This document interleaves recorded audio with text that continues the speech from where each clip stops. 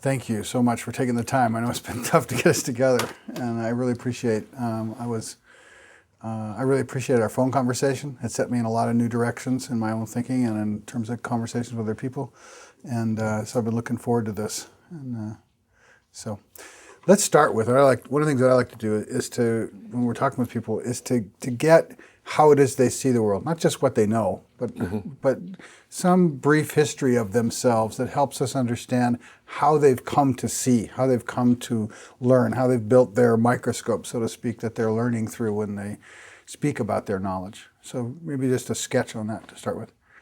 All right. There are days when I wonder about the major influences on the way I think, because they're not always lined up correctly with the rest of the world. And in thinking about it, I think one source of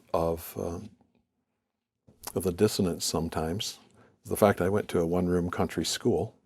I grew up on a dairy farm in rural Michigan, and of course all of the things that someday at times are trendy, like looping and cross-age grouping and peer tutoring and so on, were all part of a K-6 one-room elementary school.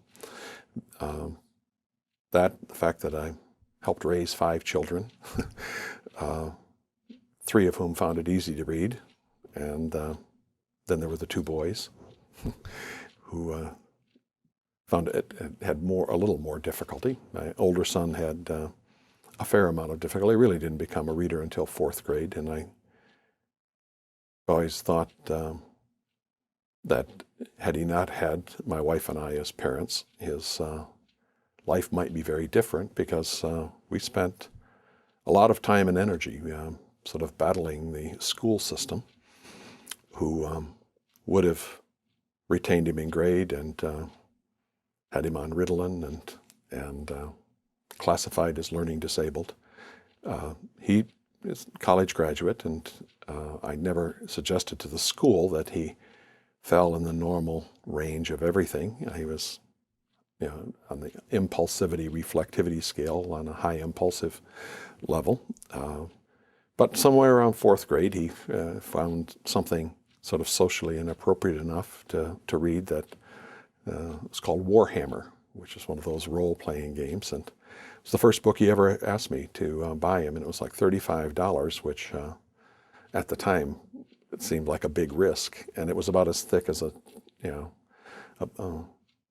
metropolitan telephone book, not a New York City telephone book, but that he became a flashlight reader, in the sense of staying up at night, and that was what motivated him finally to read. It wasn't so much, I don't think, that he couldn't read. He couldn't think of a reason to bother until that point in time. And his handwriting was atrocious, his spelling was atrocious, and so there were lots of the sort of traditional markers that suggested to the school that classifying him as learning disabled or attention deficit disordered, or both, would be a good idea. It always seemed to me, however, that those were solutions to the school's problem of dealing with him, but there was never really a proposal to deal with his problem. And then a third factor is I've coached kids ranging from high school football to 5th grade basketball teams and under 8 soccer teams and so on. And it seems to me that good teaching is a lot like good coaching, perhaps without the screaming. But we don't expect kids to become skilled and proficient at any number of physical activities without a fair amount of modeling and demonstrating. And one of the things that as a coach is patently obvious is that if you run your practices so that there's one ball and 16 kids, and nobody actually touches the ball very much, and they end up spending a lot of time standing in line, where they start doing goofy kid things like tickling each other or telling stories or, just being off task. And then as a coach, you end up yelling and saying, wondering why they aren't serious about this sport. But, they're 10 or 12 or 14 years old, and most of the time when they should probably have a ball or a puck or something in their in their vicinity, they're standing there looking at the back of someone's head as they wait in a long line. That and also that if your practices are always set up so everybody does exactly the same thing and gets the same number of trials, you'll have some kids that become much more skilled than other kids. And so, as a coach, I'd bring some kids in before practice for an extra half hour of small group coaching, and some kids I might ask to stay after for a little more small group coaching. But the goal was, if there were 14 kids, you had 14 balls or 14 pucks, or so that everybody had a ball on their toe or a puck on their stick most of the time. I mean, you can do a little bit of scrimmaging, but if you want kids, at least at those early levels, to develop any sort of facility with handling a puck or handling a ball, that's what you have to have them spend most of the practice doing. And then probably the most effective form of coaching isn't yelling at them. It's going around and saying, try this, let me show you this, or work with so-and-so, let him show you how to do that, drag back and pivot and turn, rather than, let's say, one single standardized set of drills that everybody goes through. I worked for a while as a league director of youth soccer, and part of my job there was trying to help coaches understand how to organize practices that actually develop kids' skills. And I just outlined some of the basic principles, and it seems to me that in many respects the same sort of principles hold true for learning to read. If there's anything that I think most researchers can agree on, that the evidence tells us, it's that children differ. And so any search for the one best way to teach anything is probably a futile search, because there's always going to be population variation. And we can't do the kinds of studies that would help us, inform us, where we take the same population and try method A, then wipe their brains clean and take them back and try method B, and then try method C. Because my hunch is that if there are three methods you want to test against each other, each of the three will be successful with probably a majority of the population, and each of the three will have some minority of the population that isn't particularly successful. And the question that's always intrigued me is, would those be the same kids? Or are some kids just sort of built so that a particular method, A, B, or C, works better for them than it does for the general population? And as I say, there may be some kids who aren't susceptible at all to methodology. It doesn't matter how you do it. They're going to learn to read. But I think there's that other group of kids who are, more susceptible. And I don't know of any research methodology, any instructional methodology that researchers have used that produced, 100% success. I mean, Joe Torgerson has been writing recently about, he calls them treatment resistors, but within the NICHD pool, there's anywhere from 12 to 44% of the population that didn't seem to benefit, particularly from whatever approach the researcher was using.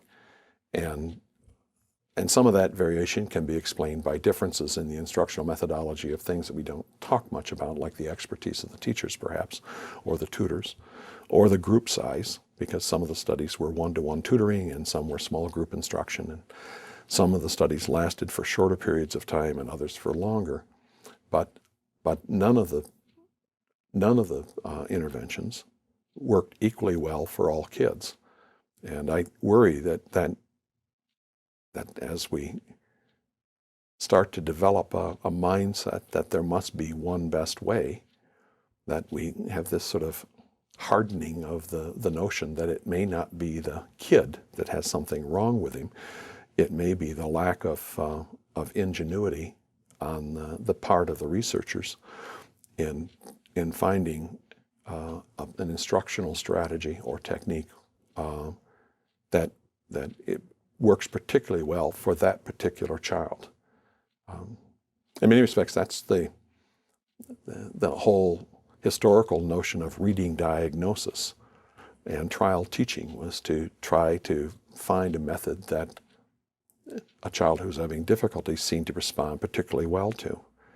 And we don't really have research methodologies. I mean, the whole core of replicability, that we can replicate this, means that we tend to have a fairly standardized script, even if it's not script in the sense of a stable protocol that we can measure against. That's right. Compare. Yeah.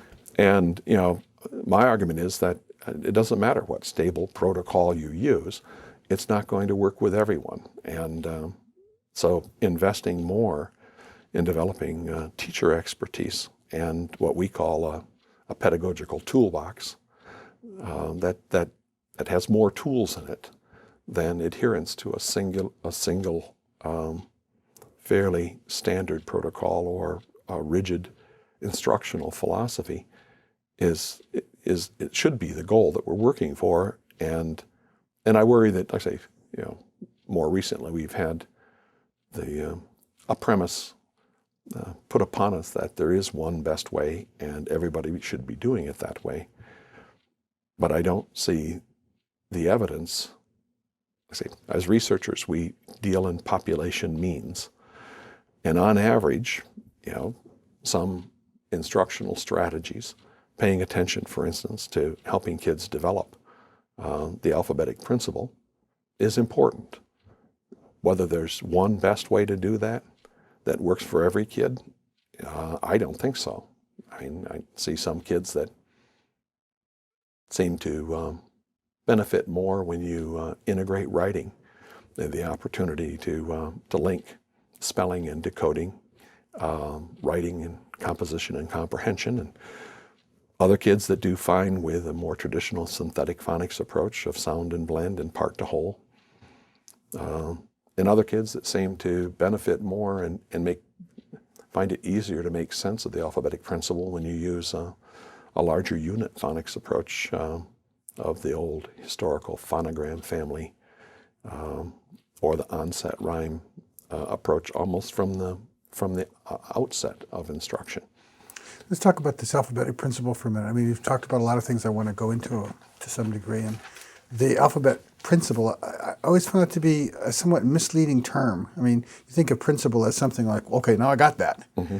But the ability to process the alphabet into sounds isn't a singular insight, though it may be. It may begin with a singular insight.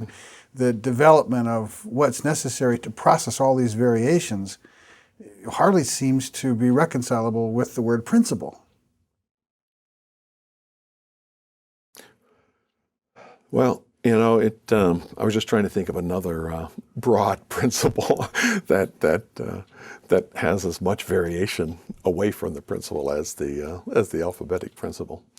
But I don't think there are more than a handful of scientists or scholars or theoreticians that don't believe in the importance of helping the kid at least begin to understand that English is at its core an alphabetic language, and then off that core you have a variation.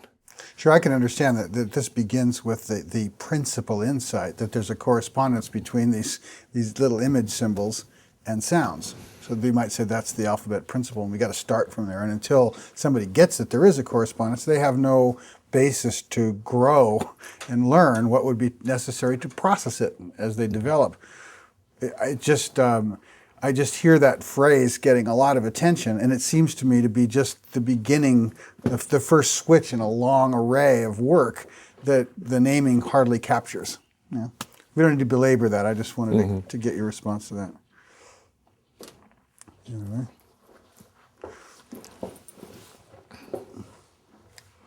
It's a big T.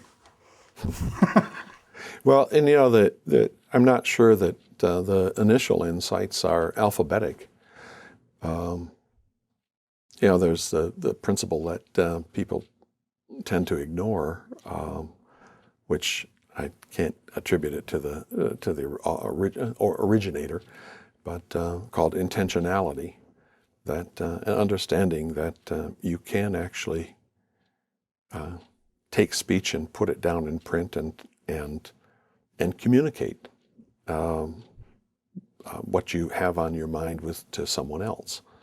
I mean, I think that's the principle that's largely developed indirectly with those 1,000-book kids that Marilyn Annan wrote about that have had a rich set of home experiences before they arrive at school, and middle-class moms in particular can't hardly help but start pointing out the print and start mentioning, look, there's that word marvelous starts just like your name, Maggie. They, for whatever reason, they don't tend to start trying to teach the M sound, but they start helping kids notice, and the notion of even of story, and that stories are a sort of standard form or genre, if you will, of how the human species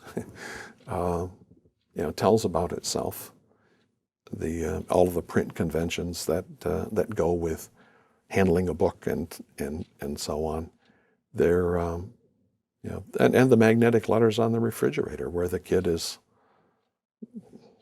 organizing and putting them there, perhaps organizing by color, and saying, what does that say? And as a parent, you say, well, it doesn't, it doesn't really spell anything. I might be able to go gizzle splits or whatever it pronounces. Or I might ask, well, what did you write? And the child says, I love you. And then as a parent, you often say, well, let me show you another way to do it. And you take the letters and write, I love you yourself on the refrigerator. But all of those, and then the scribble and scratch stuff where the kid is just playing around. And we know a lot about how kids develop their sense of writing, and they go through predictable stages that are primarily less age-related than experience-related. As they develop more and more sophisticated notions about this intentionality principle, they start trying to, they go from scribbles and scratches and pictograph type information to things that look like letters, but aren't a good approximation of an English letter, to often strings of the same 2 or 3 letters just repeated over and over, because they now have, and often those letters come from their own name that someone has written for them or provided as a model they can trace over or try to copy. And then ultimately, these lucky kids, start to acquire the notion that in Maggie and in marvelous and so on all seem to start with that same up, down letter, which we call an M. And when kids have that level of insight and they arrive at kindergarten, by and large, we're pretty successful with teaching them to read. The problem is, at least in part, is that in many cases we have too many kids arriving without almost any of those insights or experiences, and we drop them into a curriculum framework that works well for our children who've had those experiences, and they can't make much sense out of it. And we've got pretty good, there have been a number of ways of systems that have been developed in research on teaching kids the names of the alphabet letters. But those same kids often, don't know what to do with that knowledge. It's sort of inert knowledge. They don't have all of the other sort of background experiences that would lead them to say, this is useful. I know what to do with it. And so it's as if, we jumped in in coaching basketball, I'm teaching them a behind the back pass before they know how to dribble. and they've never seen a basketball Or game. have come to desire to play the game. Yeah, and they say they haven't a clue about what the goal, what the basic goal of basketball is, but they get, you can take a kid and train him to throw a behind the back pass, but if he doesn't like the game, still doesn't have a sense that it's a way to spend some time that's at least entertaining and engaging, it's, like I say, an inert skill that's pretty much useless. Which speaks, of course, to the whole notion of relevancy and meaning and how important that is to engage somebody effectively as the field in which they're learning whatever cognitive mechanical things that have to go into it. Yeah, and of course, I mean, the way the reading wars have been portrayed is sort of meaning versus code. And I don't see the two as incompatible. And, but it does seem to me that much of the instructional, the instructional routines that have been developed and that people get so committed to or excited about tend to be overweighted in one direction or the other. Perhaps what's lucky is that it seems to me that researchers and philosophers and gurus and the press tend to vary on a pendulum that's much wider than most practitioners. Yeah. Excuse me. Sure. Take a moment for some water. I'd like to suggest, as far as our focus here, that we there's 3 or 4 zones I want to go into. And first of all, in case I didn't get us started that way, just drop into a relaxed conversational mode, right? One conversation I want to make sure we have has to do with your earlier work on teachers. I thought that was really spectacular when we talked about it on the phone. I've shared that with a lot of people. And I think that's really important because it dovetails with a lot of other important pieces in this whole story about learning in general and reading in particular. So I want to touch on that. I want to touch on this variation in readiness, right? I mean, it's clear that reading is this wall that we can see a lot of kids not getting through and a lot of collateral harm to them as a consequence. But it's not reading per se. Reading just happens to be the place where these variations are showing up. And so I want to talk about what's causing those variations as children are developing from birth that show up in this difference in how successful they are taking off in reading. So teachers, early development going into reading, and then let's go into what is reading and bring this conversation about meaning and code together in a way that doesn't suggest that they have to be opposing views, as is often the case. Okay. Okay, is that cool? You can follow me? Yeah. Where we want to go? The final conversation will be the hardest one. Yeah, of course. Of course. Yeah, there is a clock ticking in here. Is it over there? It's over here somewhere. Oh, wait. It's right up there. Oh, Yeah. It was the one that was sitting here on the shelf that I replaced and put the T in. okay. I'm going to Yep. get it out of here. When I first heard it, I thought, sometimes we have timers in these boxes. Uh-huh. That Oh, mechanical There it type. was. Yeah, that we use to time kids whether they're reading or. Good ears, I didn't pick that up. You hear it now? It's really loud. I'm going to move it out of the room. It's one of those cheap clocks, that. Okay. Thank you.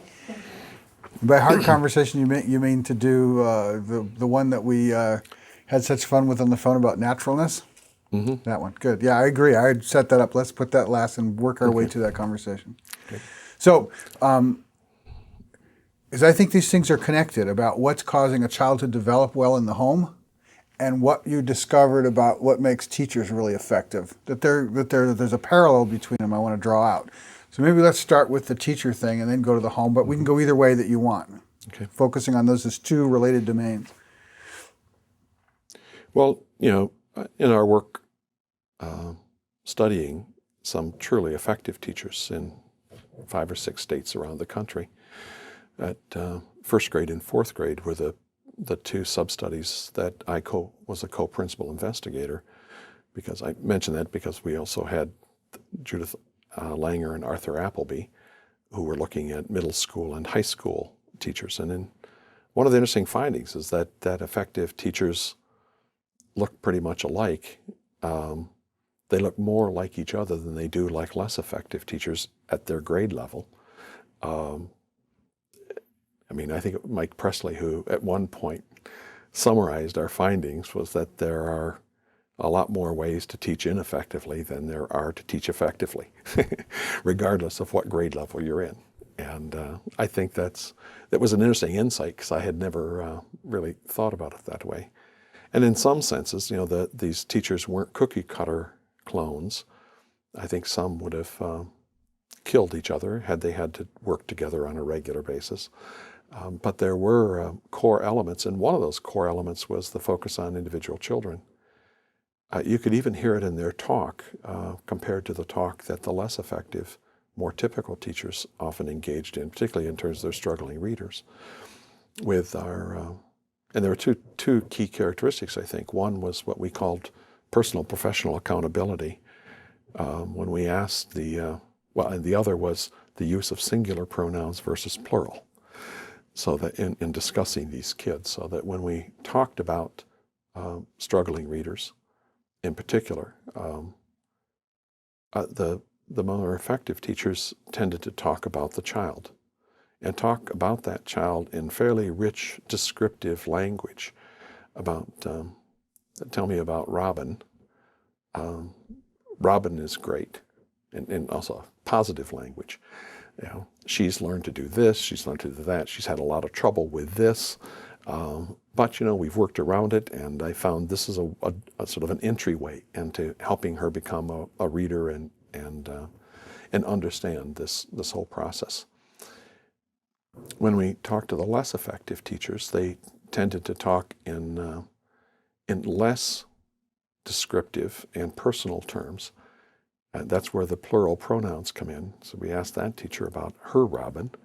She said, Robin, she's one of my kids that is really struggling. None of them seem to be able to make sense. They come from homes that aren't very supportive. They don't have the sorts of vocabulary that my better readers have, and so on.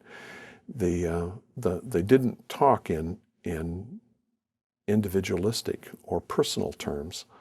They tended to clump kids as them, they, their. It sounds like they're talking about themselves and these kids as generalities, rather than talking about the child in a more intimate, individualized way. Well, and oftentimes it seemed that a key difference between the more and less effective teachers was that sense of personal, professional responsibility. And I think it's an unintended effect, I've argued, of the federal education legislation, actually, that, whether it's the first Elementary and Secondary Education Act, or the Bilingual Education Act, or the Education of Handicapped Children Act, all of which were passed between 1966 and 1975 in a 10-year period. And in each case, the structure or the framework was largely the same. Provide a special teacher with a special credential, and send the kid down to them to get them fixed. So that an unintended effect has been that of all this federal money and all this structure created by federal dollars, is that in too many cases it seems to have undermined the general education, or specifically the classroom teacher's sense of responsibility, that it's not my job. I'm not trained to deal with LD kids. I'm not trained to deal with Spanish-speaking or Russian-speaking children. That's her job. And so, unfortunately, in too many cases, my explanation for why Title I and special education, bilingual education have not produced the kinds of outcomes that people had optimistically hoped for is that in too many cases, the only good instruction they get during the school day, if they're lucky, is when they are out of the classroom and working with that specialized program, special teacher. The rest of the day, they're sitting in the classroom with a desk full of books they can't read, whether it's because they don't read English well enough, because they don't read well enough, but they're in 4th grade reading at the 2nd grade level, and they've got a desk full of 4th grade level books for science and social studies, and even the reading program. They go down the hall for 30 minutes or 45 minutes, but when they come back, they go with the core reading program at grade level, and they can't do the work. And so over time, if you're getting a half an hour a day of good instruction, and the best readers are getting 300 minutes a day of good instruction, our systems response has been to hire psychologists to label the kid, as opposed to instructional design teams that might actually look at what else could be going on in that other 300 minutes that would accelerate this kid's development, whether it's in literacy or math or science or social studies or whatever area. And what our exemplary teachers, or our really effective teachers, had managed to do was to create what we called a multi-source, multi-level curriculum framework, so that the struggling readers in their classrooms were far more likely to have books in their hands, texts in their hands, all day long that they could actually read, and tasks that they could actually do. And they weren't dumbed down tasks. They were still writing a research report in 4th grade, and they were still using 5 different sources. But the 5 sources they used, you pick the topic, and pick the Inuit, as your research topic. I can find you 5 texts that a child with a 2nd grade reading level in 4th grade can read and write a report. I can find you 5 texts, 10 texts that a 10th grader in a world cultures class who's reading at the 4th or 5th grade level can read. And the concepts expressed in those texts are often just as sophisticated as as you'll find in the grade level text. And one of the neat things were the texts that the teachers had found often were so interesting that the better readers in the class wanted to borrow the books. This wasn't a dumbing down and a stigmatizing of, oh, you got a baby book over there. This was a focus on rich, useful information. And all of us, like if we're approaching a new topic, like to find texts that are plain language that we can read and understand. This again speaks to the teacher taking responsibility for differentiating the instructional objective in a way that all of her students can get into, given their variations. Yeah.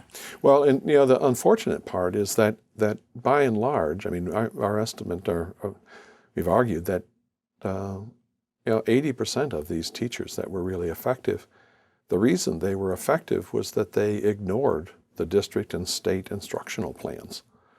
That the district people, states adopted textbooks for a grade level, and they adopted either an on-level text or a text that was above level. Often, say for science and social studies, the work that Jean Chall did and the more recent work with science books that the American Association for the Advancement of Science has done indicates that in those 2 areas, it's not at all surprising to find kids with texts that are written 2 or more grade levels above the grade level that it's being used in. So that, the texts are appropriate for the top, say, 20-25% of the kids. And those are the kids that we do the best with in American schools. Our best kids rank up there with the best kids anywhere in the world. It's our middle and bottom kids that we have a wider gap than many the industrialized nations. And it's the middle kids that aren't as successful and don't enroll and take as many higher level courses in science and math and social studies. But I think over time they've learned to dislike those subjects with a steady diet of books that are way too difficult for them. Our best students, that kid in 4th grade reading at the 6th or 8th grade level, you give him a 4th grade science book written at the 5th or 6th grade level, he can read it and understand it and probably be engaged and even perhaps enjoy it. But you give that 4th grade level reader in 4th grade the book, he struggles with it. You give the 2nd grade level LD reader in 4th grade that book, and he's, you might as well, give him a college physics text. But as I said, unfortunately, we keep looking for the source of the problem in the child. What's the deficit in the child? Damaged neurology, a lack of motivation, bad home environment, small vocabulary, attention deficit disorder. I mean, we've got a plethora of excuses to explain why children who are presented with 5 or 6 hours a day of almost totally inappropriate instruction aren't learning. And none of those sources are target the problem with the instructional design. But again, as I said, when school districts, when state education agencies set out a plan that says everybody, we're going to buy the same book for everybody, even knowing there's wide variation in reading ability, why wouldn't teachers begin to think that that's not really their job? Maybe that is the special ed teacher's job. Maybe that is the reading teacher's job. I've got a classroom full of books that these kids can't read. So the systematic incentive system and structure system is forcing the teachers to become narrow specialists and bounce kids outside the realm that they're supposed to function in and let them be someone else's problem to get them back into this narrow stream. Yeah, I think so. And I mean, there are a few districts where you can walk in and you find sets of curriculum materials in the classrooms, or perhaps in a room much like this one, where teachers can go in and pull a bin of books on the California mission period if they're teaching 4th or 5th grade in California state history, and that's one of the state framework core objectives or areas. And they can pull a bin of 20, 30, 40 books that are written at multiple levels of complexity to at least supplement the standard grade level text that's been adopted by the state, which was then purchased by the district. But we call those smart districts. But the vast majority of districts and in states, bureaucracies tend to be stupid districts and stupid states where they come up with plans that assume there is no variation. I've often thought that this goal of getting every child on level by 3rd grade is part of this whole sort of thinking that if we get them on level by 3rd grade, we can offer this one-size-fits-all standard package and everybody will benefit equally from it.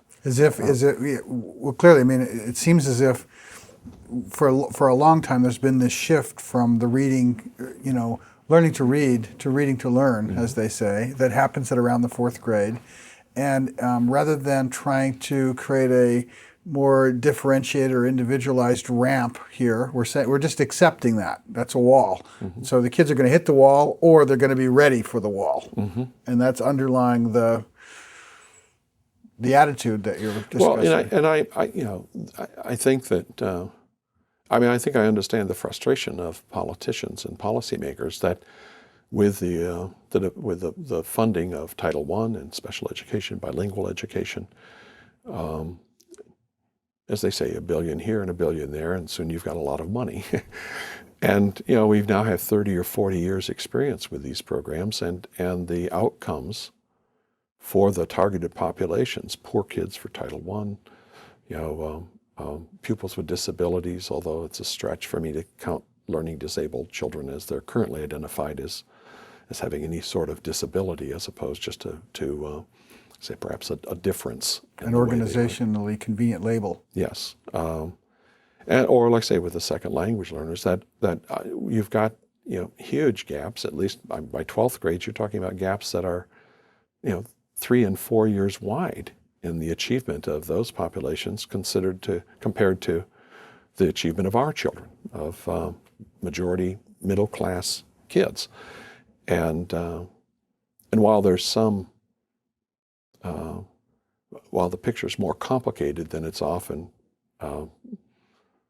talked about in Washington or in state capitals, where they use terms like 30 years and the achievement's flat, or the gap hasn't narrowed at all, and so on.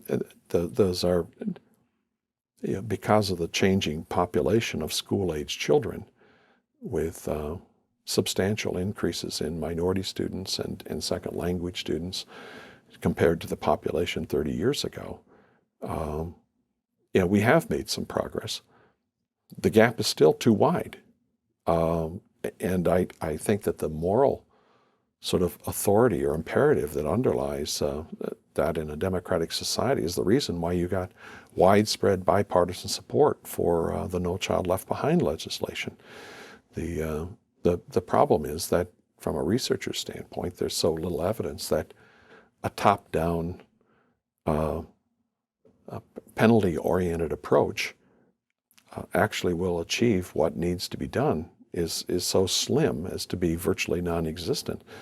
I've argued that the feds have been trying that particular approach since 1965 with federal guidelines for what you could do in Title I programs. And I was a federal programs director back in the late 60s, and we had to test the kids twice a year and show the gains and so on. And if you didn't show the gains, you went under a school improvement plan, and if you didn't improve and buy something new and do something different, you stood to lose your money. The fact that there's always been this tension in this country between federal interference and local control meant that there were far fewer teeth.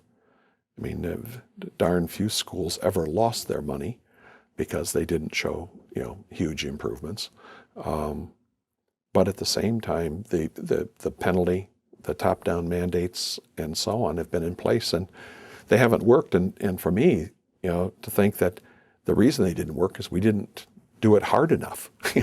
We're going to do the same thing that hasn't worked for 30 years, but we're going to do it harder and faster and with more top-down restrictions and more severe penalties. Why anyone would think that was going to produce any sort of transformation in public education is just beyond me. Yeah, I want to come back to that. I think that's really important. And I'm in our travels, I can talk with Chris Doherty and completely respect his position without necessarily, and completely respect what you just said. Mm-hmm. If you're responsible for 35 million kids moving through the system, pick your number, and it's really clear that a great number of them are bouncing off the wall here and reading, and it's just, it's affecting them throughout their lives. And that there's a preponderance of research that says for children that are struggling, that is not a one-size-fits-all, it doesn't fit for everybody, but this will help the majority of those kids, rather than waiting for the teacher population to get the learning of, catch up with the learning of science. We're going to create a stick and carrot routine that moves the bottom of education into compliance with this. And so when you look at the number of kids affected, you can go, how do you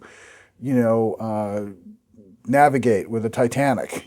How do you do that? How do you bring the Titanic up the Hudson River? Yeah, that kind of thing, exactly. And so where I'm just glad to not have their problem in a way. Yeah. No, I am too.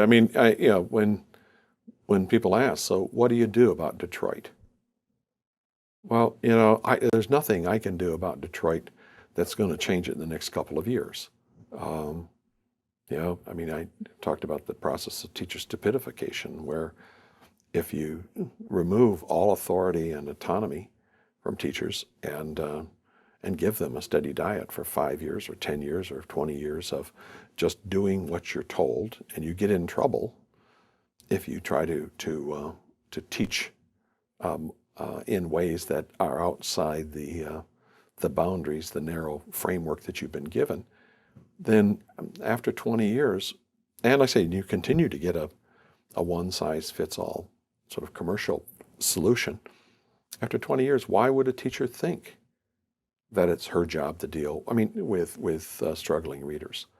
We saw when, with pupils with disabilities, when the inclusion law came in and mainstreaming became the goal, we watched as in New York State as unions filed grievances for change of working conditions. Those kids have always been out in a portable classroom, segregated, and that wasn't our job. And now you're going to try to tell us that we have to teach those kids or have them in our room all day long for the same amount of money as before? We're filing a grievance. Now, I don't think these are hard-hearted teachers and so on that don't care. It just, after 20 years, they've come to view the world in a particular way. The question I ask superintendents, and I'd ask state and federal policymakers is, if you've got those what lazy, stupid teachers, why'd you hire them in the first place? And if they weren't that way when you hired them, how'd you create them? I think most districts get the teachers they deserve based upon the lack of, or based upon the framework that they've elected. Most teachers will teach the way you want them to. Which goes in a couple of directions too. I want to come back and finish up on the teacher piece. Okay. What you're just suggesting here reminds us of a great conversation with Martin Haberman, right? In high poverty schools, yeah. Yeah, and where it translates to us is how we're making teachers robotic extensions of a protocol, of a methodology, of scripts. And yet what we're wanting to bring forth from the children more than anything is first-person learning. Mm-hmm. But we're not letting the teachers demonstrate it. In fact, we're drumming it out of it. We're forcing it out of them. So how can somebody who's behaving as an extension to some program and not exhibiting first-person learning and how they're differentiating what they're doing with children, model for children that which is most important that we're wanting to bring forth in the children? Well, that's a good question. One of the issues that is largely unaddressed by researchers and policymakers and curriculum developers is what we've called the educative potential of the curriculum. My colleague, Ann McGill-Franzen, who's the director of the Reading Center here at the University of Tennessee, has a paper coming out next fall where they looked at two of the proven programs that were the only programs that you were allowed to purchase with federal funds. And they looked at it at third grade level, since that's when the testing begins. And the question that they asked was, what do these curriculum materials provide teachers in the way of support or educative intent for how to deal with those struggling readers in these classrooms? And the answer was almost nothing. That it was set up for whole class, one-size-fits-all instruction, and often even when they had alternative texts, the alternative texts were no less difficult, in some cases more difficult than the standard text. The routines, the instructional routines didn't differ qualitatively. It was, let's go through it one more time, which sometimes isn't a bad strategy.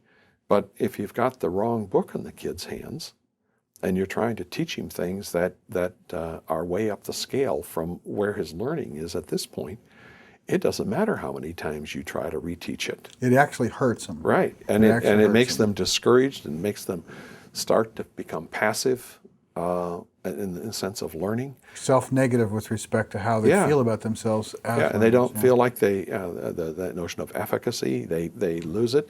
And the next thing, they just sit and let things happen to them, and they don't become that sort of engaged learner that kids who are confronted with books they can read and a task that they can do relatively with relatively high levels of success.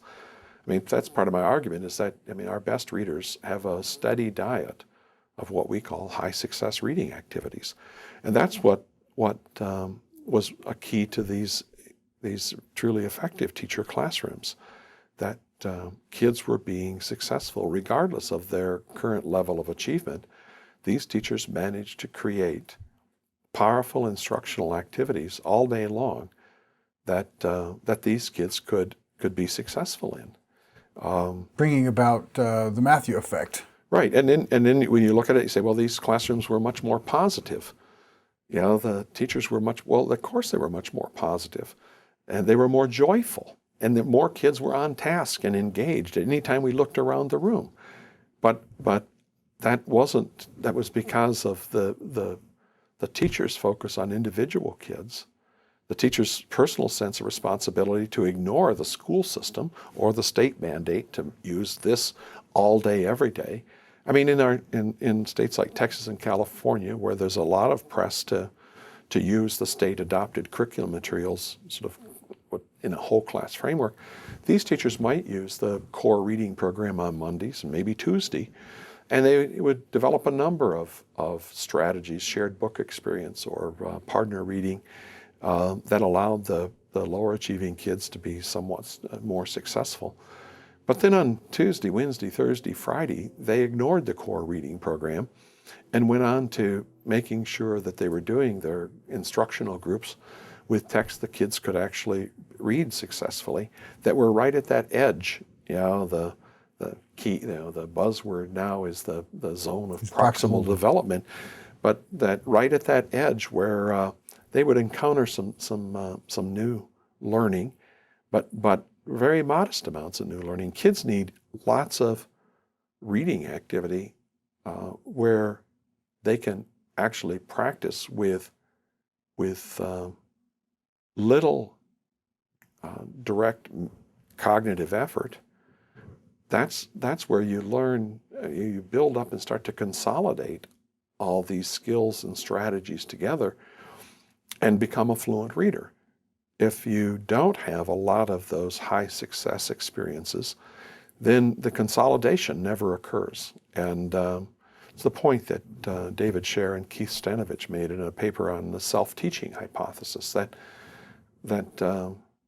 it's those repeated successful exposures to words and to sentences and to genres and so on that allow kids to start to have these aha moments and go, I got it. And whether that's a neural imprinting of an orthographic pattern on the brain, or whether it's something very different that's tied not just to neurology but to emotion and efficacy and so on.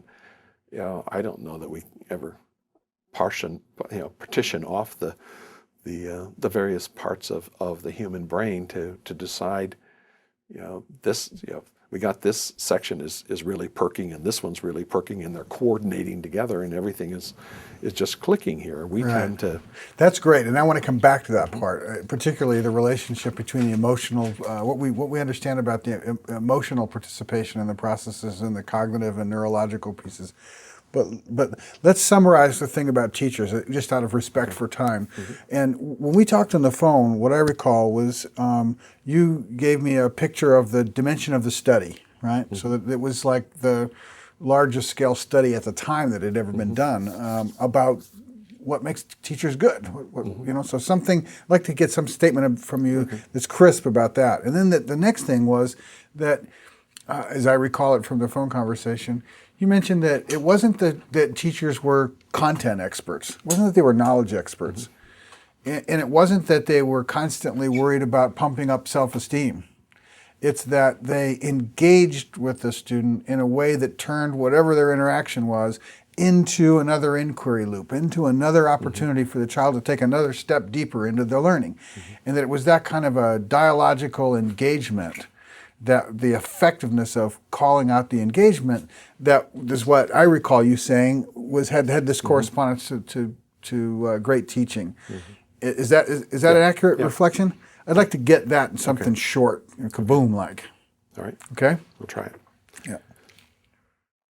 Well, another, the study, or the studies, I guess is a better way of thinking about it, that we did on effective teachers, looked at teachers in Texas and California, New Hampshire, New York, Wisconsin, Florida, as we were trying to do was to get a broad geographic distribution, but also one in which we had nice contrast between the way state education agencies, and in particular, framed the curriculum. So you have New York and Texas that are both states that have done a lot of testing for a long period of time. And then you have California and Wisconsin, which when we started the study in the mid-1990s, were both states that principals and teachers said that their school board was the most important influence on what they taught. In Texas and New York State, the state education agency was dubbed.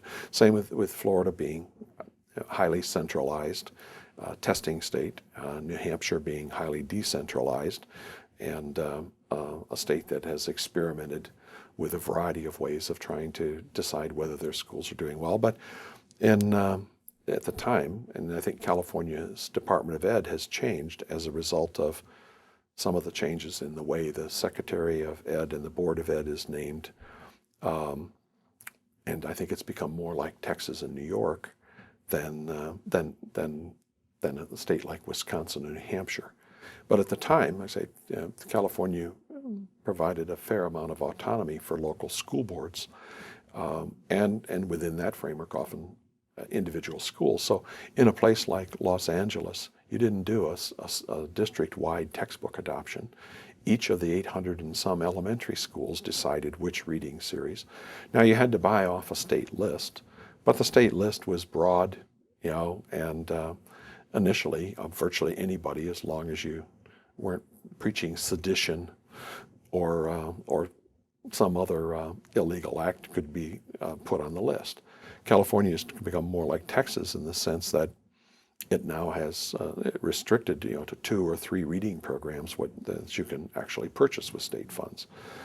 New York State and Wisconsin, New Hampshire, in fact most of the northern states are not state textbook adoption. Those states leave that up to the local school district.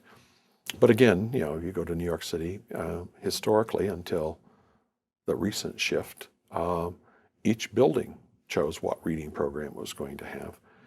And so we set the study up to try to look at these sort of planned comparisons of the textbook adoption states versus not, the high testing states versus the not, and so on. And to see, were there differences? Were there differences in the way the really good teachers in Texas taught compared to New Hampshire or Wisconsin, or the way the Florida good teachers in Florida taught? And actually, we didn't see those differences. We saw differences in the way the less effective teachers taught, because of the more standardized curriculum frameworks in the textbook adoption states, and a greater faith, that doing a commercial program was the sort of that represented the fullness of your professional responsibility. I got them through the program. A key difference in the classrooms that I think was a new contribution in this study was the focus on the language use. These teachers, the more effective teachers, the way they talked with kids was just different, and in any number of ways. I mentioned before that we described them as more positive classrooms, but this wasn't a case of the teachers jacking up kids' self-esteem. This was a more complex relationship where they could be more positive because kids had tasks they were more likely to be successful at, and they also had more choice in which tasks, how they completed the task, so that I think kids developed a greater sense of themselves of autonomy and personal responsibility because they chose. I'm going to pick this explorer, and I'm going to read these texts, and I'm going to do my report as a PowerPoint, as opposed to a written report. And we called this characteristic managed choice, because teachers didn't, it wasn't like a summer Hillian, do whatever you want. This was, we're studying explorers in 4th grade in New York State. And here's a list of explorers. That I recall, and that connects up with a lot of other things that we've gathered as we've traveled, is that it has to do with the degree to which the teacher is actually encouraging this first-person learning and resourcing their engagement. It's not about their expertise about the content. It's not about just taking care of their self-esteem. It's about letting the child become, resourcing how the child's becoming more engaged in a way that is feeding the Matthew effect and that has all the other positive things. It's getting that crisp that if we can, that I'm really after, as short and as brief as we can. I don't mean to be over directive, but I think that's a really important jewel. I share that with people, and I got that from you in our phone conversation. That dovetails with what I understand to be what's so critical for parents to be doing, right? So I really want to get that if we can. You going? Yep. Rolling. Thanks. Right. One of the differences between the more and less effective teacher classrooms was simply the nature of the talk.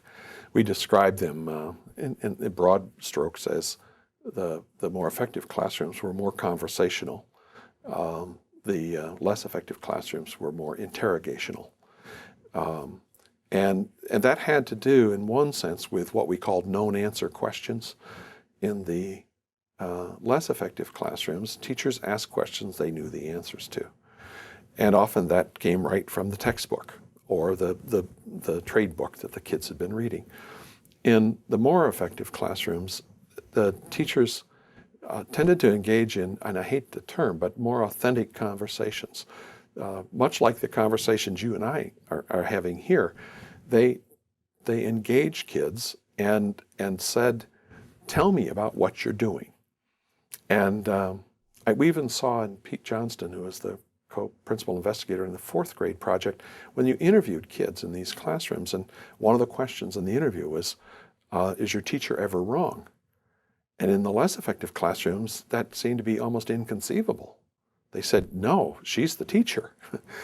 In the more effective classrooms, the kids looked at you and went, yeah, she's wrong a lot. There's a lot she doesn't know. But you heard these teachers admitting this and encouraging kids to, so tell me more about the Iroquois. Tell me more. I didn't know that. Tell me more about Pompeii. And they were really interested in the kids as learners. This wasn't just covering ground and coming up with the kids know the list of the state capitals or whatever, although that could in fact be one of the outcomes. These were questions where they said, why do you think that's so? And would everyone agree with that? Some of it had to do with what psychologists have called stance or perspective taking. With this, would everyone agree with that? Would everyone think that way about that? How do you think the children felt? How would you have felt if you'd been left to take care of the camp as your dad went off to town to get some medicine or whatever, or you'd been asked to take care of the family, and dad never returned? So go medic, play roles. Yeah, I mean, these are the kind of conversations. There were others parts where what other book have we read this year, or what other author have we talked about that seems to always have a character who's a little dim-witted or a little slow. Sometimes it was, so who does that boy in the story remind you of? Or what place in town? The town that we live in. So again, at the ground, they're instead of yes, no, this terminating right, wrong, they are encouraging this deeper exploration, this deeper engagement. Yeah, I tell folks all the time, there's this historical tradition of the 5 W's, who, what, where, when, why.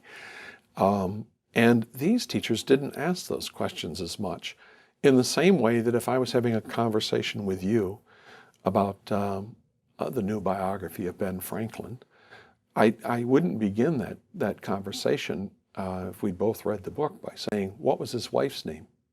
What was the name of the ambassador in France that he got so angry with? What date was it when he first published? I mean, those are the kind of things that worksheets and lots of school tests are made from. But these teachers asked instead, would you like to have Ben Franklin as your uncle? Would you like to have him as your father? I'd like to learn to read his alphabet. Yeah, I mean, and who else have we read about in American history that seemed to be a character like Ben Franklin? I mean, these were real conversations. And as kids, whether they were researching, whether they were just reading within an author to try to develop what kind of books does Cynthia Rylant write, and how are her stories the same or different from the other stories that you've read? These are very different kinds of questions. When they ask in the midst of a discussion, what else? Who else wants to add to that? Does everybody agree with that? It suggests a very different kind of learning environment than one in which the teacher is usually saying, right, good job, wrong, who else? I mean, somebody else It's tried. calling forth meta-reflection. It's calling forth more reflective, critical thought that's excavating what's really relevant to that person. Well, and what's interesting is it went beyond, we've been talking a lot about what people would probably put in the category of literary response. But it was, when the kids were decoding, they were asking them, they were literally teaching them self-help routines. What other word do you know that you could use to help you figure this out? When they, in terms of self-regulating and self-monitoring. So what are some of the other things that you could have tried there? When you were reading, you misread that word and you just kept on going. Let's go back and look at it. What else could you have done there? Let's talk about three things you might have tried in terms of that pronunciation. Or if you don't know what that word means, how could you find out? Other than just look it up in the dictionary. The key distinction here, it seems to me, is that rather than training a behavior, right, they're resourcing the child's learning their way into something. I think that it's a point that Peter Johnston has made, that their language always is more than just an information communication system. It situates individuals as with an identity and an agency. And either what these teachers were really good at was fostering identities as readers and writers and agency as problem solvers. I can do that. They weren't just, this is what you're supposed to do. This is the right answer. It was constantly, what else? And who else? Kinds of questions that put the responsibility back on the child. And I think it's one of the reasons they were so successful with their struggling readers. Peter has written over the years about passivity and how much of what, as we bring struggling readers into a remedial or special education situation, we bring them into typically more highly structured tasks. And we reduce the size of the group and increase the level of adult monitoring so that after a while, the child ends up just sort of sitting there waiting for people to do things to them. These teachers encouraged the kids. They didn't let the kids get away with not doing their written response, not editing their work. But at the same time, kind of creating a cocoon or a bubble around them that matches their zone of proximal development or whatever other language you want to meet, so that they're not only giving them the responsibility, they're bringing the task at hand within reach of them so that it builds into the Matthew effect and the positivity that's necessary attitudinally to be successful. Yeah, Peter talks about, let's say, that notion of developing these kids who are active and who are, Mike Presley talks about them as self-regulating. They've learned to to take responsibility for their own learning.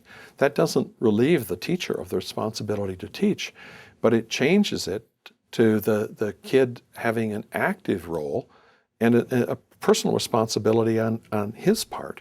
This isn't just the failure of you doing something to me. This is the failure of us.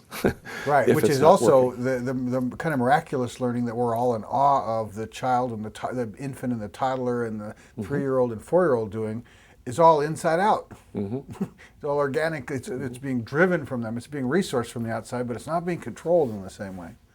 See, and that's where the issue of expertise comes in. I don't know that, I mean, these teachers didn't all have master's degrees in reading or special education. They were really expert at reading the child and responding to what they saw in front of them. I mean, it's in one sense, all the testing that's going on under the current model for federal programs and in state programs that is an attempt to sort of, I guess, to artificially create an environment where there's a steady stream of information. But you're talking about testing kids 4 times a year and testing them on assessments that I don't think provide very useful instructional information.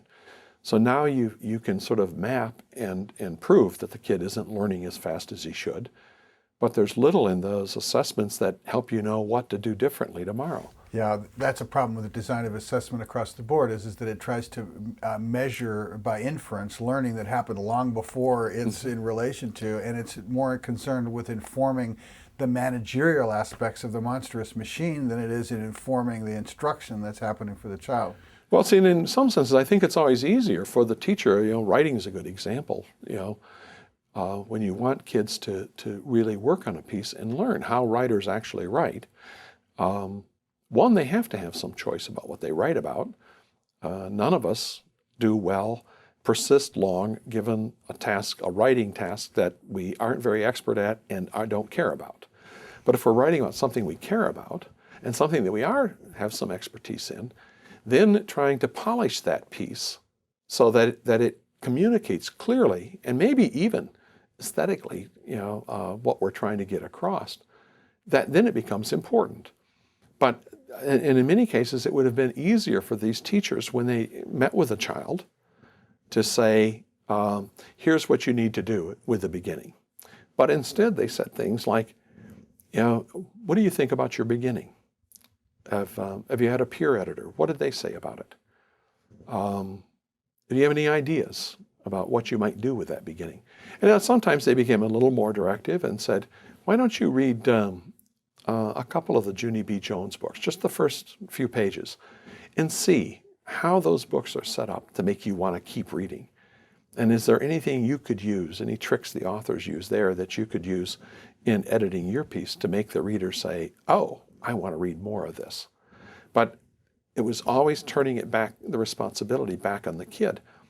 And in many cases, the kid had to start 4 or 5 different pieces before they found one that they were interested enough in that they could do that hard work. Nobody I don't like to revise, but I rarely write well enough on first draft that I want to send it to anyone. And my wife has pointed out with my emails, I should always wait till the morning before I send them if I'm working on them late at night to give a chance to edit it for content, tone, voice, and so on. For having more than just one mode of your own personality and looking at it too. Yes, and of course there's often when you're responding in about issues that can raise a level of passion, you really there's that intentionality thing. What are you trying to accomplish? Right, exactly. Just to offend the other person, or to show them how smart you are, or do you really want them to think about the issue in a more, what I would say is a more complicated way? And I can respond to the same email in 3 different ways, and in the body of the email, have the same content, but use a voice that elicits, shut down, angry, passionate response, or perhaps some reflection, going, I hadn't thought about it that way. Yeah. Bottom line being, are you trying to? Is it masturbation by group? Is it ventilation of emotion, or is it invitation to dialogue? And as I said, I mean, part of what my wife, along with several other women who I've worked with, have tried to help me learn is how to write that's an invitation to dialogue, rather than the other options that are available. Let's keep this part of it right there. I do have a question on the teacher studies. I think this is so important what you found out.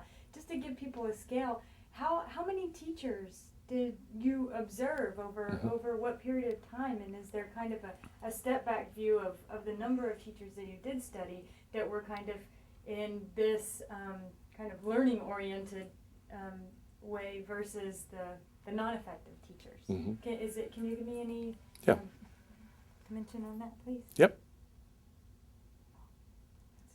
Is it? Yeah, let me take this. Go ahead and answer the Interested in question. this. All right. We'll have to play it back tonight. Yeah, in the study, we identified at each of the grade levels, I talked about roughly 30 teachers split amongst the states. And most of the teachers were teaching in high poverty schools, although we tried to pull, and most of them were urban, in places like San Diego or Dallas or New York City, Madison, Miami-Dade. We tried to pull at least one rural exemplary teacher into the pool, and usually one suburban teacher. This is we. When you said 30, did you mean the total number No, was 30 or 30 per zone? No, 100. Yeah, there were 100 or more. There were 100. So we ended up with 100 or more teachers. So it was studied. a scientifically credible cross section.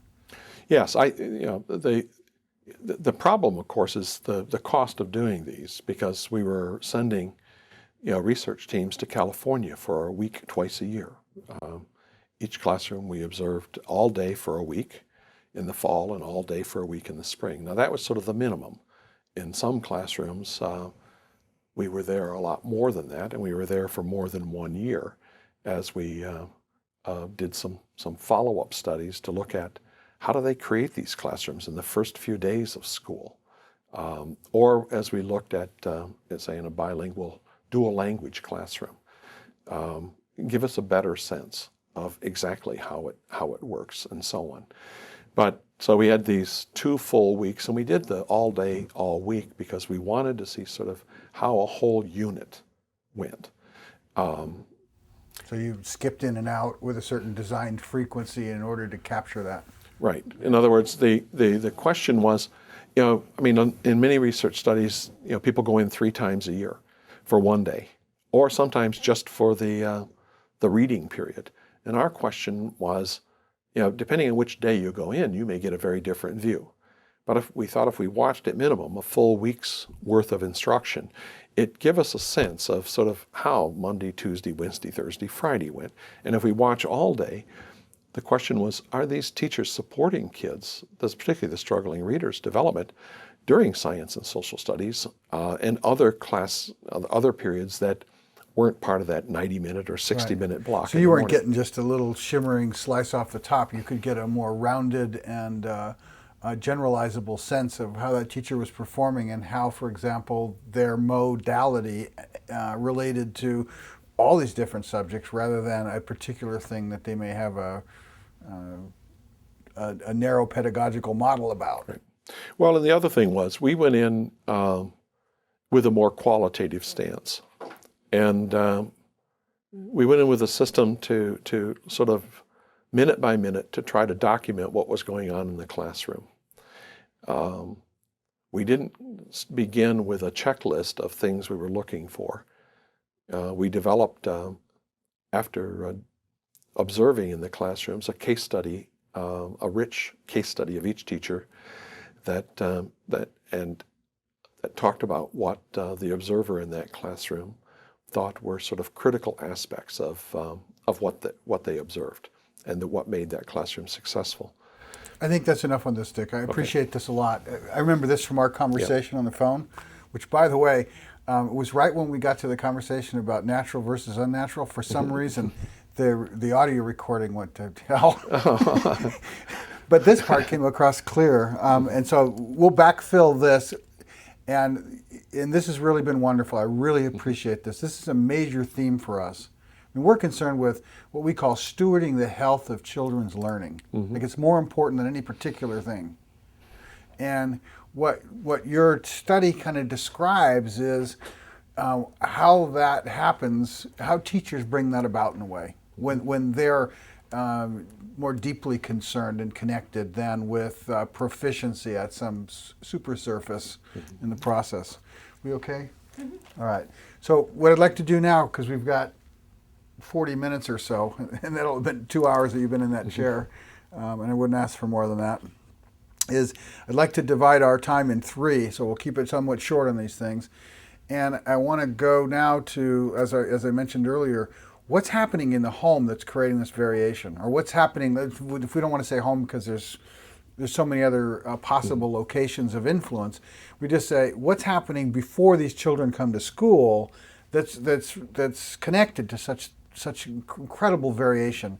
And it's one thing to say, well, there's socioeconomic differences and there's this and that and whatever you're comfortable with there, but to the extent that you're capable of and interested in, it seems to me that there's a really solid, deep pattern symmetry between what you just described about teachers, what makes teachers work, and what Hart and Risley and others are saying about what kind of parental language bath children are growing in, and how well that connects to these children later as well. They seem to be superimposable. So I don't want to put words in your mouth, but I'd like you to go into the home now and talk about what is it that parents are doing, or it's happening in families, that we know is really connected to whether or not children are going to have more or less struggle when they hit this wall. All right.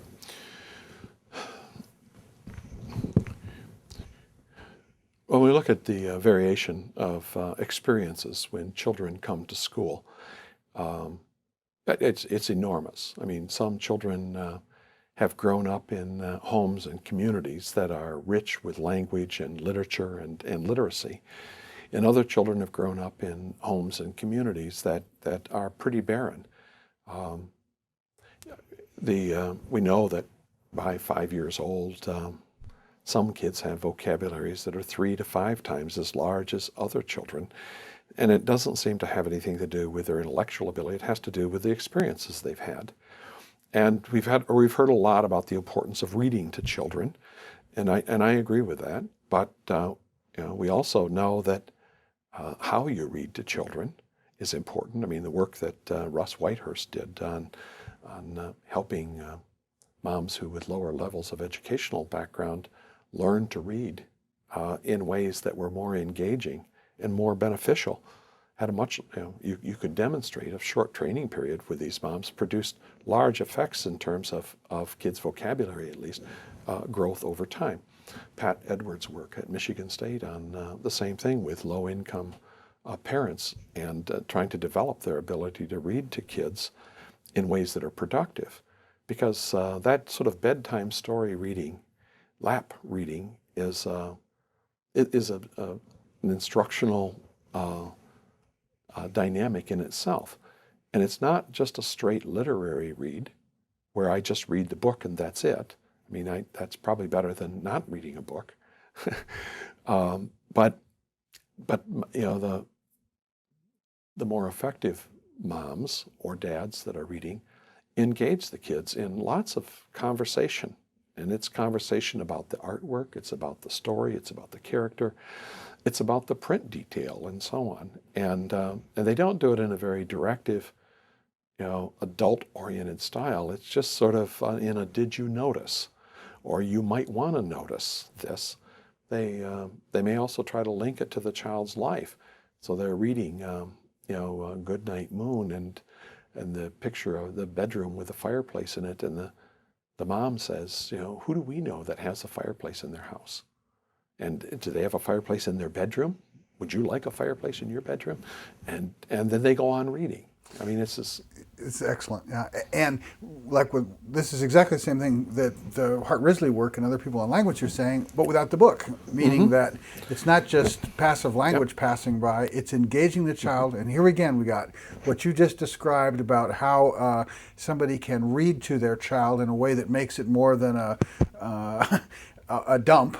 But rather an engagement. It's an opportunity to engage their children in more verbally rich dialogical exchanges. And that's happening without the book, it's happening with the book, and that those two things are making a huge difference. yeah, I mean, those differences go beyond the book reading, and I worry about the emphasis on book reading from the standpoint that that's a few minutes a day. What about the rest of the day? And I mean, I think almost anybody, you can go to, if you live go to a store that serves an economically heterogeneous neighborhood or community, or go to Walmart and follow, 3 or 4 moms with children in their carts around, and you'll find moms that are going down the grocery store saying, okay, now we're going to look for carrots. What color are carrots? Do you like carrots? I like carrots. Do you see the carrots? Which cans have carrots in them? That's right. Which can do you think we ought to get? Do you want to put the can you want to take it off the shelf? You want to put it in the basket? That's good. Now we're going to look for peas or whatever. And this constant running dialogue, which tends to be more conversational and to some extent inquiry oriented. And then you follow another mom, and they're going down the same aisle, and all you hear are these directives: shut up, sit down, put your hands in it, get your hands off that can. Do I have to beat your butt? What's wrong with you? Don't stop being stupid, and so on. And it doesn't take long of following. I was just wandering, I say, around a supermarket that serves a heterogeneous community, or a Walmart, and you can you can probably do it at the park or almost anywhere else. Although parks tend to be filled and be in middle-class neighborhoods filled with more middle-class parents. But any place you've got maybe the county fair, where you've got a heterogeneous population, you can see the parents who speak to their kids in very restricted sorts of ways, and they're ways that don't develop agency or reflection or regulation in the kid. It's listen to me and do what you're told, as opposed to that more inquiry-oriented. Often they're sort of faux in questions. Do you really think you ought to have another cotton candy? As opposed to, no, you can't have a cotton candy. But But part of what that language is trying to do is to get the kid to think and to reflect on his desires or his action, and to start to self-control, self-moderate. I think that one of the reasons so many kids who are thought to be attention deficit disordered tend to come from lower socioeconomic strata is that the difference in the talk is they haven't learned to self-regulate.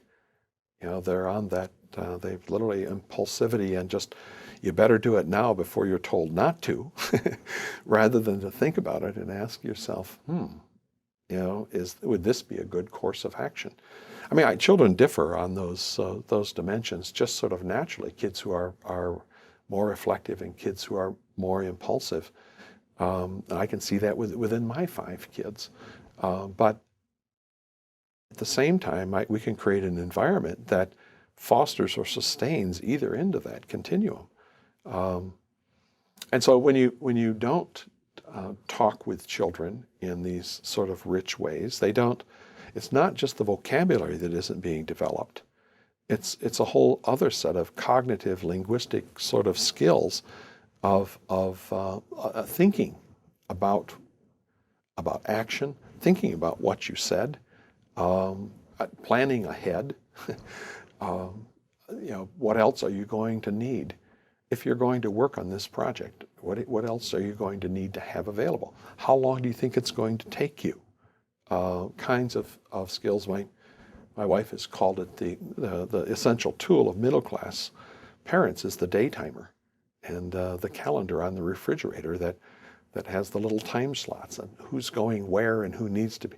But in thinking and teaching kids at the very beginning, if you're going to have Taekwondo practice and you've got a test coming up, when are you going to study for it? You have a book report due and you've only finished chapter 1 and you've got 5 days or 7 days left. When are you actually going to read it? That is turning, again, that responsibility over to the kid and trying to develop in the child or the student this notion that this is part of your job. This is what you have to think these things through. You can't just make these snap decisions, or no decision at all until it comes crashing down on you and you've only got an hour left and you've got 8 chapters to read, Which as adults still find ourselves with all too often. Yeah.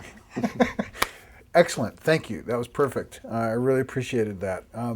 The other connection that's in there that I'll just mention in passing as we move is one of the things that Risley points out and others has to do with, but primarily I think their work brings this out, is that as you were describing, there's a big difference between the business talk of the directive talk and the kind of talk that's trying to precipitate more talk, right? In its affective carrier. One is primarily neutral and negative, and the other was primarily positive.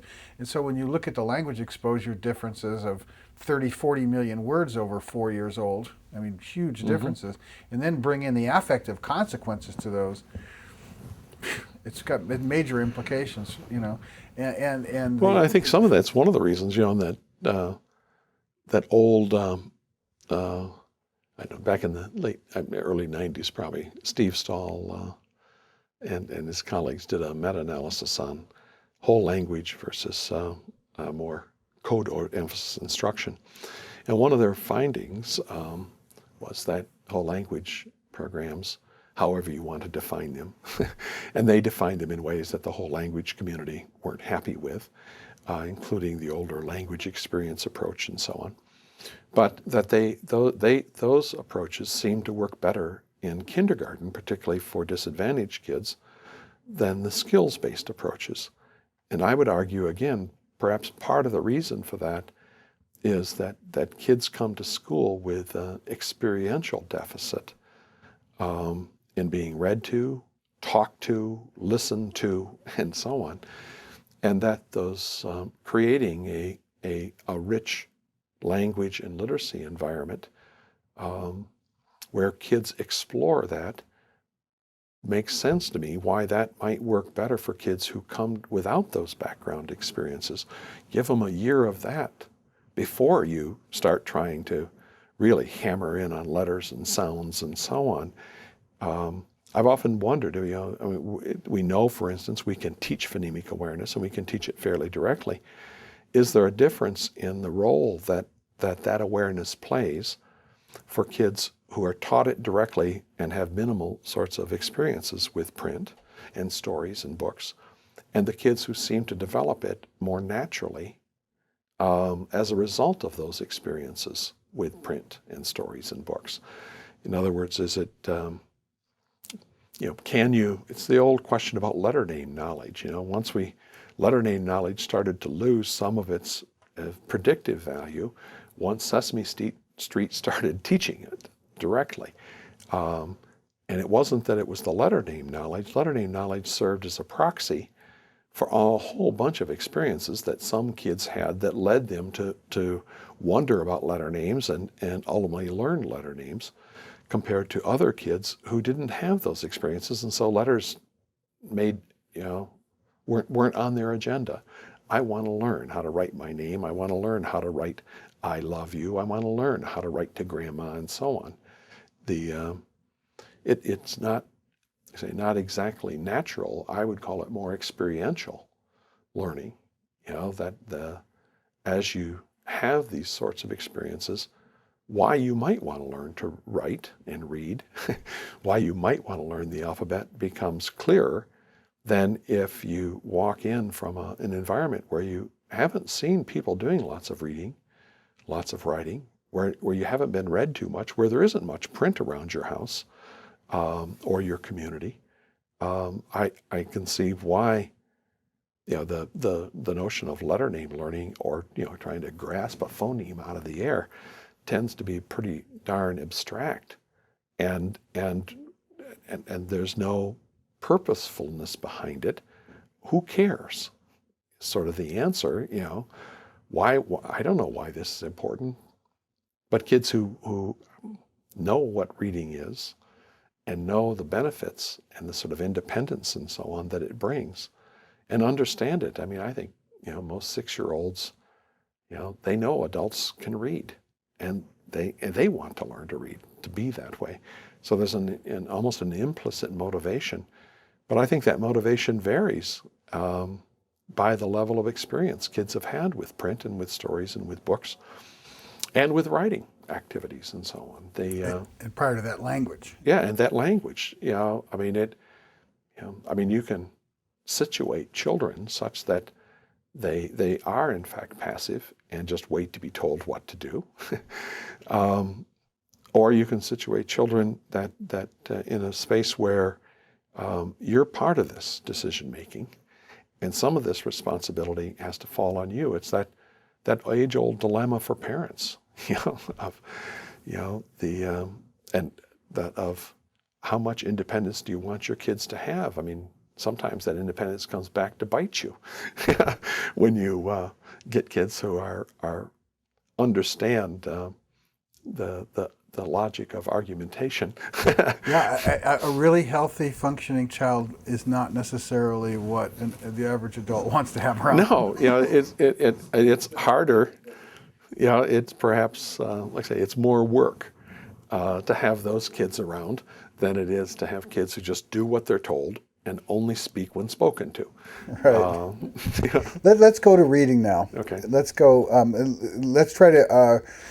I'd like to do this in 2 phases. One, I'd like to go crisp, so that I've got crisp chunks that we can work with. Remember, part of this is feeding a transcript, part of this is website stuff, and part of this is television broadcast. And television broadcast requires relatively shorter chunks and responses. There's been a lot of jewels that we can clip out of what we've done. I've really enjoyed the conversation. As we go now to reading, we've talked about kind of these orientations that parents and teachers can have that can really help children, come into learning, right? We've talked about motivational factors, language. We've touched on the relationship between how these things are preparing children for hitting the reading crisis. But let's go really meta and just ask the first question: what is reading? What is reading?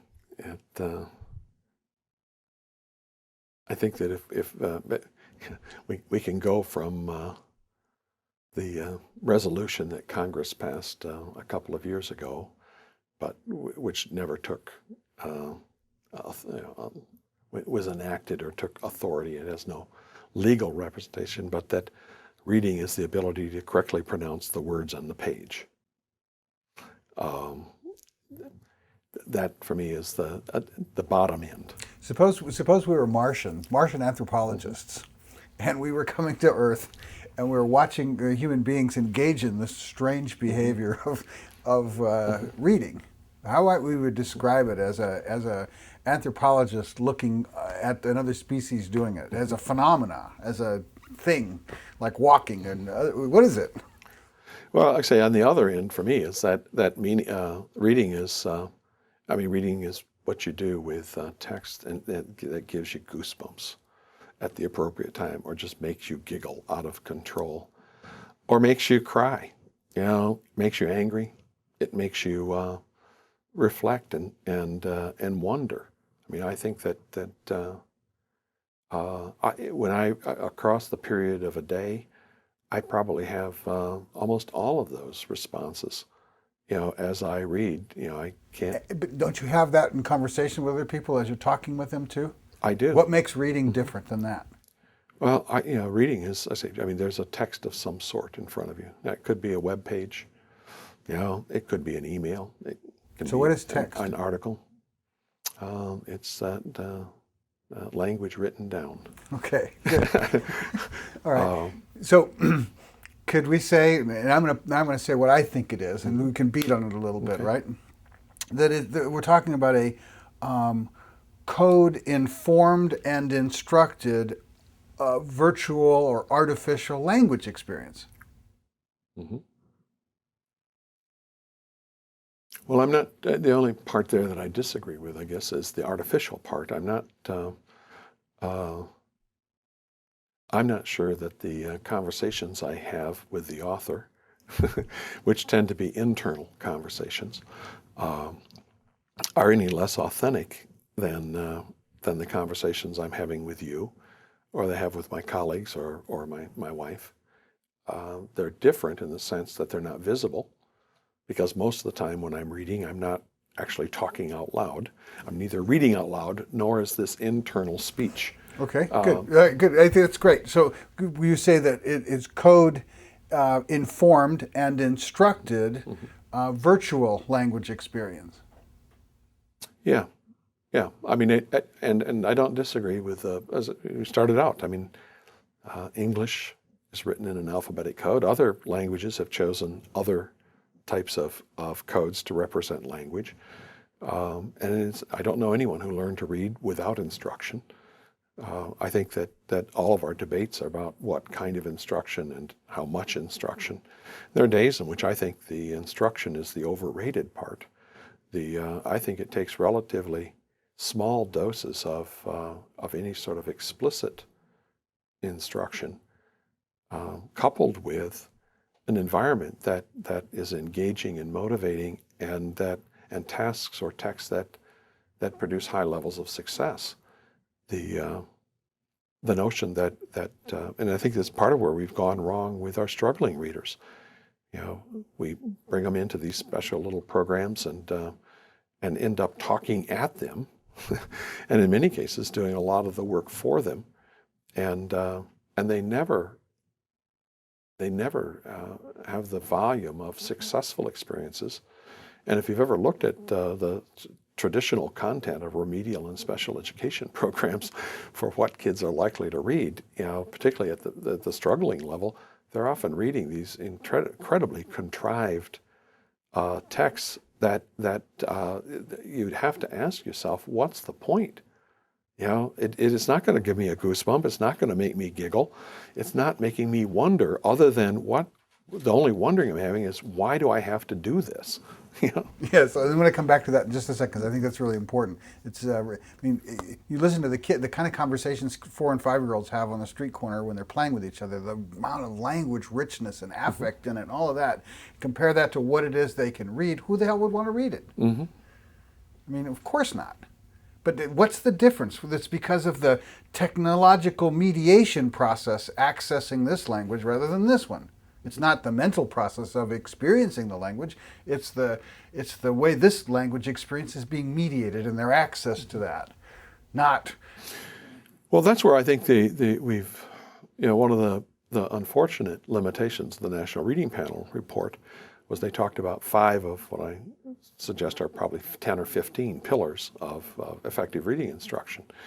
And one component they didn't write about at all was writing. And I really think that some kids, the reason to learn to read isn't really to read, it's to write. It's to get their words down, to get their stories down, because they've got a story about some superhero, or they've got a story about the trick their pet dog can do, or what they learned about dairy cows last night, working with their dad out in the barn, that they just want to get down. And it really is a feeling of power. I write. When I see an article in a magazine, or a journal that comes out, I have that little feeling of accomplishment. And I've been doing this for 30, 40 years and fairly successful at it.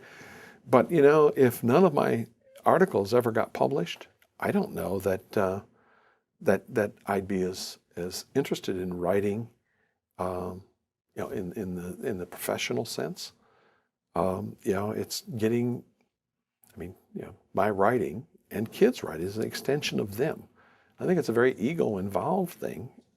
Yes, and there's no question that writing can create a slow, stroboscopic way to practice spelling and letter sounds and all of that. And yet, this comes back to reading again. One of the reasons that we use the word artificial, once you're on the point where what you're reading, the mechanics of letter sounds and what have you, and the assembly of that language experience is invisible, transparent, and happening fast enough and without conscious strain and so forth, then it pops into being a language experience, not unlike our conversation, at which point that part of it, there's nothing unnatural about, right? But up to that point, before it breaks to transparency, when their minds are stuttering, when there's this starting and stopping going on, right? That's in relation to a kind of challenge that they're experiencing, which is being induced artificially. In other words, if we take from what both the neuroscience cuts and we talked earlier about, my sense, the limitations. So I'm not saying neuroscience knows the answers here, but from what they do know, from work like Keith Rayner's on eye movements and eye tracking and what have you, what we're talking about is having to resolve the confusions between letters and sounds faster than we can possibly think in order for this thing to pop into transparency at a flow rate that approximates our conversational language modes.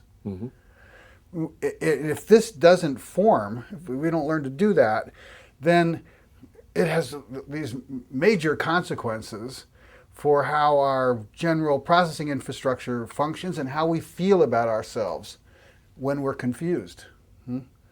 And this is in relation to the confusion in letter sounds that's engendered because of some scribes, printing press technicians, and a whole lot of people that didn't give a damn about children over the past 400 or 500 years. Well, and what's remarkable in one sense is that, given the messiness of the relationship between the alphabet and pronunciation, in English at least, that how many people successfully manage to become readers, and particularly given the relatively low levels of professional training that we provide for teachers, and the real limitations of science in how we might go about designing programs that would make good teaching easier. You know what? We could take what you just said and lay it over Louisa Moats with a couple of word changes. It would just be exact. And that's a miracle, isn't it? Oh, I think it is. Yeah. But you see what I'm saying about the difference is that I don't have anything to sell. Yeah, but, okay, maybe. At her point, I don't think that she was trying to sell anything either. And our point is certainly not to sell anything, but to help people understand, look, we're talking about a significant number of children who are growing up and experiencing an artificial to their organism form of confusion, that they're feeling there's something wrong with them because they're confused. And in their avoidance of that confusion, it's decapitating their learning. Well, I agree with you. And, there are days in which I think it's disingenuous for policymakers to make all of this a school problem. Because as we've talked about before, I mean, what happens before kids ever arrive at school plays a big role in where they're going to, how much they're going to benefit from the schooling that we offer. I think it's disingenuous to suggest that there is such a thing as a proven program. If you just did it and followed it for every kid, they would all, our problems would be solved. I mean, it is in fact less expensive, and it's one of those short, straightforward, simple answers that's wrong. That we need more lessons, code-oriented lessons, and materials that contain more systematic code emphasis. And if once we get that and teachers implement them the way they're told, that our problems will be over.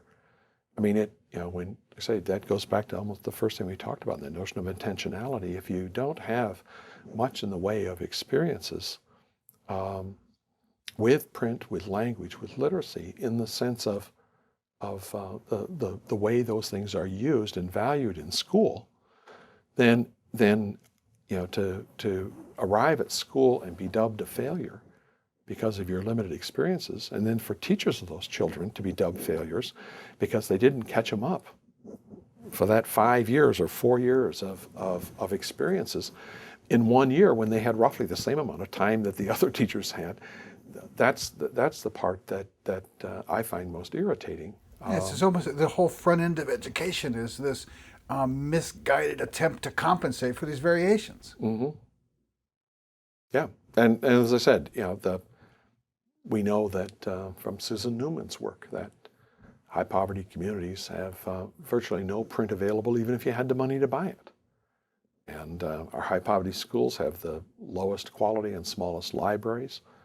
I mean, the typical middle class suburban teacher will have 10 times as many trade books, paperbacks, and so on in their classroom as a high poverty urban teacher. You can't find a newspaper stand in much less a magazine stand or a bookstore in most high poverty communities. We look at the number of age appropriate books in the homes in public housing project units. You're talking about one age appropriate book in every other unit, compared to perhaps 100 age appropriate books in my grandchildren's houses or a typical middle class home. These kids and high poverty schools tend to restrict. I mean, at least half of the high poverty schools we've worked in, kids aren't allowed to take any books out of the building. They can't take library books home. They can't take their readers home. And so they have fewer texts in school. They tend to have fewer choices, less opportunity to find things that are really engaging. They can't take the books home the way my kids and grandkids are allowed to do. They don't have 100 books at home. And some of that's socioeconomic. I mean, in talking with the large supermarket chains, when we noticed that the chain store serving a low-income neighborhood had almost no magazine or book racks, but the ones in my neighborhood had a whole aisle of hardcover, softcover, and magazines galore. The answer was, we put on the shelf what sells. And we sell a lot of books and so on, and magazines in your store, and we don't sell the few we have here. And yet these children that are coming out of these environments that are so different in the degrees to which they're engaged into learning and enriched by language, by acquiring vocabulary and having vocabulary to develop the natural dimensions of phonemic awareness and all of that stuff. Yet these kids come into school and the conspiracy, the unspoken conspiracy between their parents and the school combine to create in them the feeling that there's something wrong with them because they're not performing well. Yes, and so there are levels of motivation for engaging, their sense of agency that they can do something that will change their situation is all undermined. And so why isn't this the first priority of the IRA? To kind of contextualize this challenge of reading in such a way as to detox how much shame children are going through for no fault of their own. Because as we know from a neuroscience point of view, that's one of the things we're really pushing, is this negative to self feeling that kids get in relation to this confusion. It's not just a collateral bad emotional feeling, it's fundamentally undermining the neurocognitive resources necessary to learn to read. Well, I don't, I don't know why it's not perhaps number one on the agenda of the International Reading Association. I think if you look at some of the position statements, for instance, when you said that, I was thinking of a nice little pamphlet with a position statement called "Making It Different Will Make the Difference," and the basic argument there is a warning about the dangers of this one-size-fits-all mania that seems to be being popularized in high poverty communities. That one of the things we have learned, not just from our effective teacher study, but from virtually every study that's ever been done about effective instruction, is that our best teachers modify and adapt the curriculum materials and framework to better fit the kids in front of them compared to teachers who are less effective. Our A stance has been one that argues for trying to develop in teachers a greater expertise in how to read children and how to help children learn to read. But I think that the association gets sort of trapped in the current environment. One could ask why, of all of the research that's available, for instance, why when the federal government funded for a decade the National Reading Research Center at the University of Maryland in Georgia, where the theme of all of the research done was engagement or motivation, why people whose work like John Guthrie with creating his concept-oriented reading instruction, which involves access to interesting texts and choice of those texts and opportunities for kids to collaborate, factors that meta-analyses have shown produce when they're present in classrooms, produce larger effect sizes than systematic phonics instruction. Why all of that has been routinely and systematically ignored.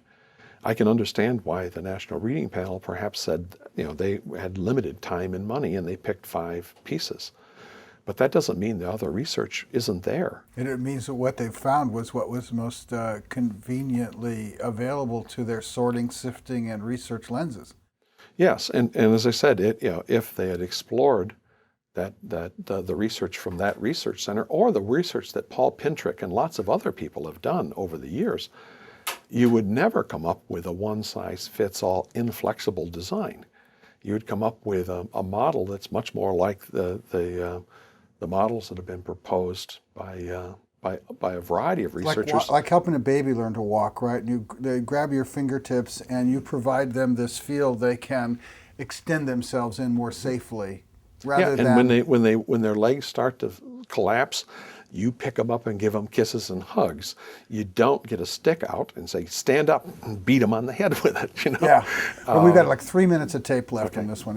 Here's the question. It seems to me that a significant, if not majority, of the whole argument between whole language and phonics, these things are all contorted convolutions around the fundamental relationship between the human organism, language in general, and this code. And that if it wasn't for all of the confusions and contortions that need to be processed at such incredible rates of speed that are a consequence of this code, we wouldn't have any phonics. Mm-hmm. Everything would be whole in the sense that we'd be quickly through the code to a transparency of what the word means and moving at that level. How much of all of our money and effort and brain research and all this stuff is really trying to compensate for the fact we've got a messy code? Mm-hmm. Well, that's a good question. People, the old international teaching alphabet system, which is what I was trained on before I was a teacher, because my professor assured me that by the time we were into the schools, everybody would be using this because it simplified the code. It made learning to read, straightforward and simple, and so we needed to know how to use this. Now, as an aside, I never saw a school using it. I know there were schools that used it. The only time that knowledge came in helpful was when a school psychologist misdiagnosed a child who transferred from an ITA school into ours. Right. Without speaking about the various mechanisms with which we might correct it, which have all gone down to historical folly from Ben Franklin and Webster and all the way through the ITAs and all of that. Putting that aside, still there's the phenomena of the letters and the sounds, their mismatch, and the need for this organism that never did anything like that before to juggle through and process this at this incredible rate of speed, and that how will they do that is all but regulating the lives of a vast number of children. How much of what we're doing in reading is compensational, whether it's whole language or phonics, for this? Yep. Well, I think that it's probably a big part. There is the argument that at the morphological level, you have the sign and signal sorts of if you get there. Meaning derivation that you can help you see the relationship, but usually you have to be in graduate school and have someone point it out before you notice it. But it may also be the case that that the driving force in the future for some kind of change will be the issue of technology. I was just thinking as you were talking about the email instant messages I get from my 7th grade niece once in a while at night when I'm online, and she notices and starts bipping me. And I mean, with all of that text messaging shorthand, are you, the letter R and the letter U, there, and so on. It may be the simple need to have a more simplified alphabet or a code will drive us into a complete rethinking of the language, and maybe even the alphabet recognition or the word recognition systems. Maybe just a different on-ramp into it. Yeah. So that we don't have to change it, but we can get into it differently and come at it with a different level of thinking altogether than the phonics and whole language argument. Yep. Well, I think so. And when I look at on the outside edge, some of the my technocrat friends, my geek friends, you don't really have to learn to read anymore. You can, or write. You just say it, and the computer will do it for you. You just put the text in front of it; it'll read it. I mean, how many years are we before that's the way that kindergartners come in? Well, that's what I'm wondering. Each kid has what's the equivalent of that old Kurzweil machine, the size of a large Xerox copying machine originally, has it now, clipped like one of those little thumbnail memory sticks, to around his neck or whatever, and a text. There's a text he wants to read. The cognitive anthropologists would tell us, and they have, that it is the process of learning to process these abstract symbols and sounds that's developing in us a cognitive utility, an ability to be critically self-reflective and abstract that is uniquely part of who we are today. We just ran out, didn't we? Yeah. Yeah, okay. What a wonderful conversation. I could be all day with this. Have you, what's Madeline L'Engle?